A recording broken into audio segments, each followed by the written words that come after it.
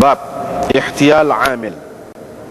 Ini hilah yang dibuat oleh amil, liyuhda lahu, supaya diberikan hadiah kepadanya. Dengan sanadnya Imam Bukhari meriwayatkan daripada Abi Humaid As-Sa'idi, beliau berkata Rasulullah sallallahu alaihi wasallam telah melantik seseorang untuk memungut zakat daripada Bani Sulaim. Rasulullah telah melantik seseorang, yakni sebagai amil, untuk memungut zakat Bani Sulaim. Orang itu dipanggil Ibnu Al-Lutabiyah ataupun Al-Lutbiyah, dikenali dengan Ibnu Al-Lutabiyah ataupun Al-Lutbiyah. Bila dia pulang, bila dia datang, Nabi SAW membuat kira-kira dengannya. Qala, dia berkata, ini harta kamu dan yang ini adalah hadiah. Maka Rasulullah SAW bersabda, kenapa dia tidak saja duduk di rumah ayah dan ibunya supaya sehingga datang hadiah? Kenapa engkau tidak duduk saja di rumah ayah dan ibumu supaya sampai ataupun sehingga sampai hadiah itu kepadamu? Kalau engkau benar-benar, kalau engkau memang benar. Thumma khatabana, kemudian Nabi SAW berucap di hadapan kami dengan memuji-muji Allah. Kemudian baginda bersabda, amma ba'du, adapun kemudian daripada itu, maka sesungguhnya aku melantik seseorang daripada kamu untuk melakukan kerja yang Allah telah tugaskan aku melakukannya. Tiba-tiba dia datang dengan mengatakan, ini harta kamu dan ini pula hadiah yang diberikan kepadaku. Kenapa tidak dia duduk saja di rumah ayah dan ibunya sehingga sampai hadiah itu, datang hadiah itu kepadanya? Demi Allah, tidak boleh sesiapa pun daripada kamu mengambil apa-apa melainkan dengan hak, tanpa kebenaran, melainkan la ya'khudhu, tidak ada, bukan tidak boleh. Demi Allah, tidak ada sesiapa pun di antara kamu yang mengambil apa-apa dengan tidak benar, dengan tidak betul, yakni dengan jalan yang tidak betul, melainkan dia akan menemui Allah dalam keadaan dia memikul barang yang diambilnya dengan tidak betul itu pada hari kiamat nanti. Maka janganlah sekali-kali ada orang yang aku kenal di antara kamu menemui Allah dalam keadaan dia memikul unta yang berbunyi lahu rugha, yang berbunyi, yang sambil pikul unta tu hiduplah, unta tu bunyi unta tu dia panggil rugha. Kita tak tahu nak terjemahlah. Kalau kambing kita tahulah tebek, kita kata tebah. Kalau lembu, kalau unta ni tak ada bagi kita kan, jadi rugha, bunyi unta tu. Ataupun dia memikul lembu, laha khuar. Khuar itu makna bunyi lembu itu dalam keadaan bertebok. Lembu tu.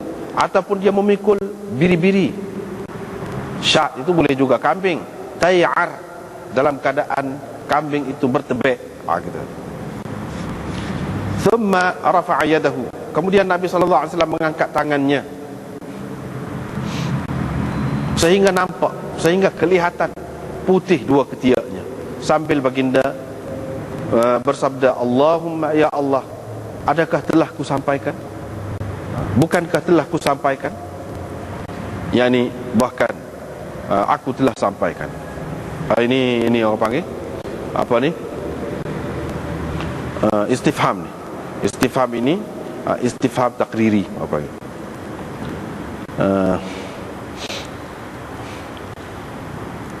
Mataku melihat dan telingaku mendengar, yang dikata perawi ketika Nabi SAW kata begitu.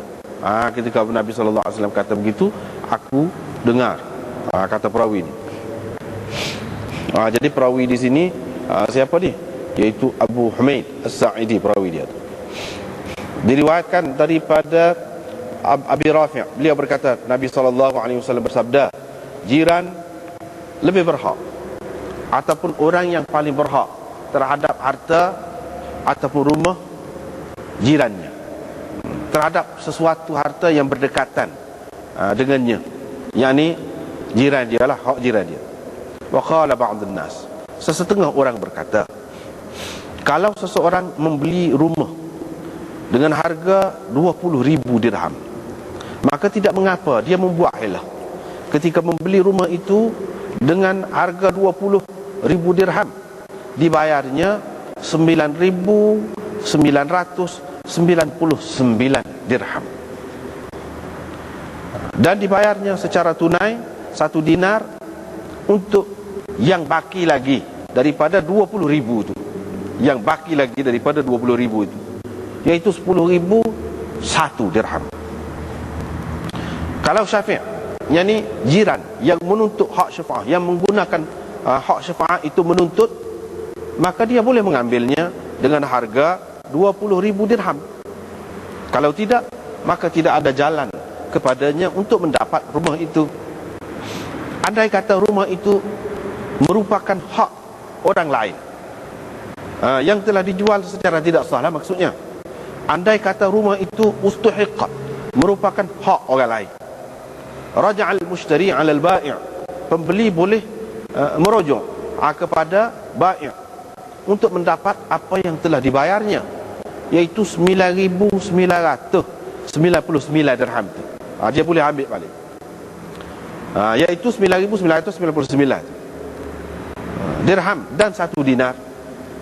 Dengan 1 dinar, 9,999 dirham bersama dengan 1 dinar yang telah diberikan itu, dia boleh dapat balik. Kerana jual beli ketika didapati barang itu merupakan hak orang lain, terbatal. Terbatal, jual beli itu terbatal. Bila didapati terbatallah sarf fi dinar, maknanya pertukaran dinar itu terbatal.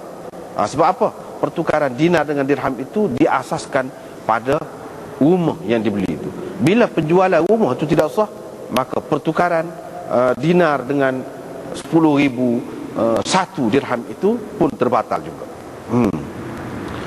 Kalau dia mendapati ada apa-apa aib pada rumah itu, tetapi bukan rumah itu merupakan hak orang lain, maka dia boleh maka dia perlu mengembalikannya kepadanya.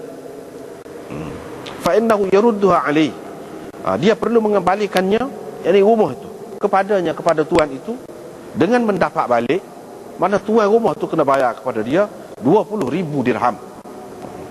Qala Abu Abdullah berkata, orang ini, ba'dun nas ini, fa'ajaza, yakni fa'il dia tu ba'dun nas itu, sesetengah orang tu, orang tadi, berarti dia mengharuskan, membenarkan penipuan berlaku di antara orang-orang Islam.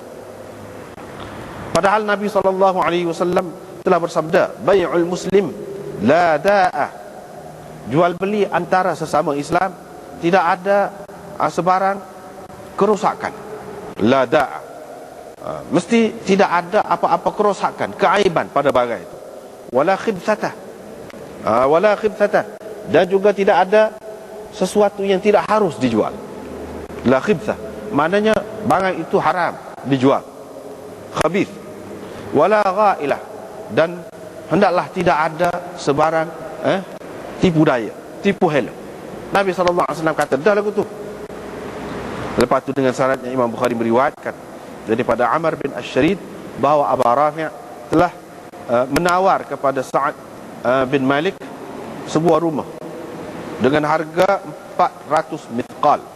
Wa qala, dan dia berkata, kalaulah tidak kerana aku telah mendengar Nabi SAW bersabda, jiran lebih berhak terhadap harta benda ataupun tanah.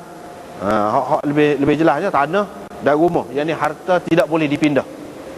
Itu makna saqabihi, yakni harta jirannya. Jiran lebih berhak terhadap rumah ataupun tanah jirannya.